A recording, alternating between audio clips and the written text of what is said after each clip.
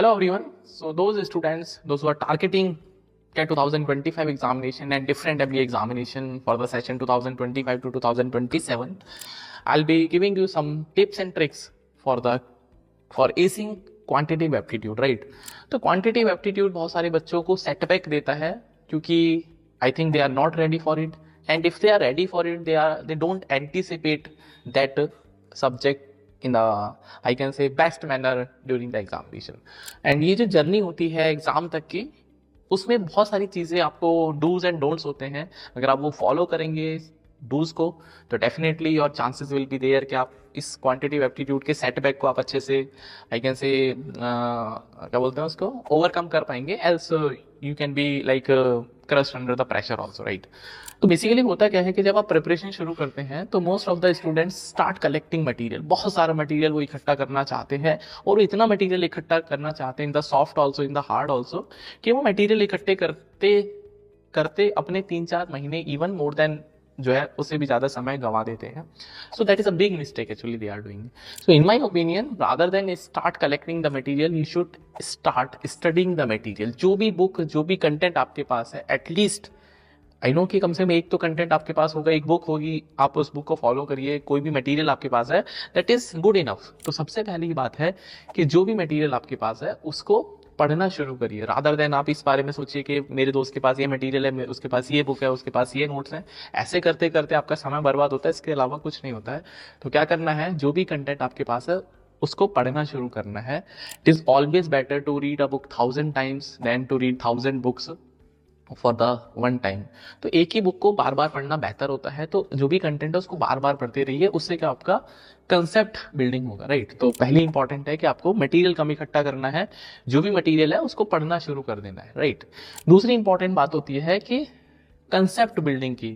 अब क्या होता है कि जब आपने ये चीज़ों को ये कर लिया कि आपको इस बुक से अपनी प्रिपरेशन करनी है या इस कोर्स से आपको प्रिपरेशन करनी है, तो फिर आपके कंसेप्ट बहुत ज़रूरी होता है, राइट? तो अपने कंसेप्ट पे कमांड करिए. आप 500 क्वेश्चन करके भी उस कंसेप्ट को पकड़ सकते हैं, आप 50 क्वेश्चन करके भी उस कंसेप्ट को पकड़ सकते हैं, और आप 5000 क्वेश्चन को करके भी शायद से उस कंसेप्ट को ना पकड़ पाए. तो इट इज़ इंपॉर्टेंट कि अपनी कंसेप्ट बिल्डिंग पे ध्यान दीजिए. जो आप कंसेप्ट सीखेंगे उसको कैसे इंप्लीमेंट करना है, क्वेश्चन में वेरिएशन क्या क्या हो सकते हैं, क्या क्या वेरिएशन होते हैं, ये सब आपको सीखना पड़ेगा. एंड ये सब आई नो कि बहुत इजी नहीं होता है, कहना बहुत इजी होता है, बट बिलीव मी जब आप इसकी चीज़ों की प्रैक्टिस करेंगे तो आपको समझ में आएगा कि डेफिनेटली ये वर्क करता है. तो पहला हो गया, कम मटेरियल इकट्ठा करो, don't go for the material, concept building पे ध्यान दीजिए. एंड थर्ड इंपॉर्टेंट चीज़ आती है इसमें कि आपके पास जो प्रैक्टिस है that is up to the mark. क्योंकि जब आप प्रैक्टिस नहीं करेंगे, हाँ भाई आपको ये सब पता है कि मुझे वहाँ तक जाना है, एक कंपटीशन में पार्टिसिपेट करना है, तो ये सब आपका डिसाइड हो गया कि मुझे इस कंपटीशन में पार्टिसिपेट करना है. बट प्रैक्टिस नाम की चीज़ होती है जो कि आपको उस कंपटीशन को एस करने में हेल्प करती है. कंसेप्ट सीख लिया, अब आपको प्रैक्टिस करना है. तो प्रैक्टिस करने के लिए आपको नंबर ऑफ क्वेश्चन आपको अप्रोप्रिएट लगाने पड़ेंगे. मेरे हिसाब से अगर आप एक पर्टिकुलर टॉपिक की बात करते हैं तो 200 से 300 क्वेश्चन आपको एक पर्टिकुलर टॉपिक से लगाने चाहिए, सो दैट आपके पूरा का पूरा LOD 1 से लेके एटलीस्ट LOD 3 और LOD 4 लेवल ऑफ डिफिकल्टी की बात कर रहा हूँ मैं, वहां तक के क्वेश्चन आपको लगाने चाहिए, so that you are comfortable कि हाँ इस टॉपिक से मुझे चीजें आ गई हैं. और कोई भी नया क्वेश्चन आएगा तो एटलीस्ट मैं उसको अटेम्प्ट करने की स्थिति में तो आ चुका हूँ या आ चुकी हूँ, राइट? तो ये सबसे इंपॉर्टेंट हो गया. एंड उसके बाद होता है मॉक्स. बहुत सारे बच्चे मॉक्स को स्टार्ट करते हैं जुलाई या अगस्त में, तब तक मेरे हिसाब से लेट हो जाता है. ये डिपेंड करता है student to student also, but मेरे हिसाब से मॉक राइटिंग बहुत क्रूशियल है.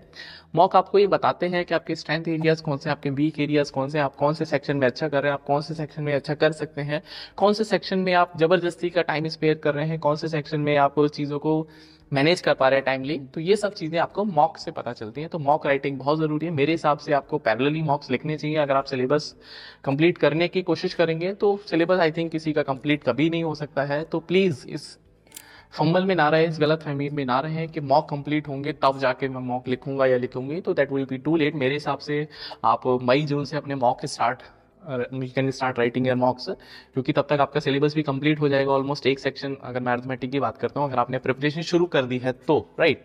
तो मॉक हो गया. एंड उसके बाद जैसे मैंने बताया ना, मॉक लिखने के बाद मॉक एनालिसिस बहुत ज़रूरी होता है। तो एनालिसिस पे आप उतना ही टाइम स्पेयर करिए जितना आप मॉक लिखने में टाइम स्पेयर करते हैं। मतलब 2 घंटे का मॉक है तो एटलीस्ट 1.5 से 2 घंटे आपको मॉक एनालिसिस करनी है कि इस मॉक में क्या क्या आपके की फाइंडिंग्स हैं, कहाँ पे आपने गड़बड़ करी, कहाँ पे आपको काम करने की ज़रूरत है, कि आपका कंसेप्ट का प्रॉब्लम है, कैलकुलेशन का प्रॉब्लम है, या फिर आप क्वेश्चन को देख के ड्यूरिंग द मॉक आप परेशान हो गए, वो क्वेश्चन इजी था, लैंग्वेज आप नहीं समझ पाए, इंग्लिश पे काम करने की ज़रूरत है। तो ये सब चीज़ें हैं जो कि आपको इस एग्जाम को, कैट या जो भी डिफरेंट एग्जाम है, सब में ये टैक्टिक्स काम करेंगे। आप उसको काम करिए, then only you can expect the result. अगर आप ये सोचेंगे कि नहीं यार बस मटेरियल इकट्ठा करना है, क्वेश्चन लगाने हैं एंड उसके बाद आपकी चीज़ें नॉर्मल हो जाएंगी, मेरे हिसाब से नहीं है। एक स्ट्रेटेजी आपको फॉलो करनी पड़ेगी, और स्ट्रेटेजी जब तक आप नहीं बनाएंगे तो आपके लिए मुश्किलात आएंगे।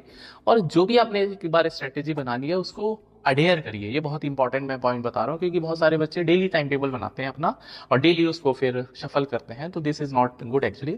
तो प्लीज डू अडेयर, जो भी आपके पास टाइम टेबल आपने बनाया पढ़ने का, स्ट्रेटेजी का, तो आप उसको अडेयर करिए। एंड मेरी तरफ से डेफिनेटली जो क्वांटिटेटिव एप्टीट्यूड है वहाँ पे मैं लेक्चर प्रोवाइड कर रहा हूँ, तो आप उनको देखिए एंड वहाँ से आप क्वांटिटेटिव एप्टीट्यूड सीख सकते हैं। डेफिनेटली मैं बोल सकता हूँ कि अगर आप पढ़ेंगे तो आपको ऐसा हो ही नहीं सकता है कि आपको समझ में ना आए, राइट। So all the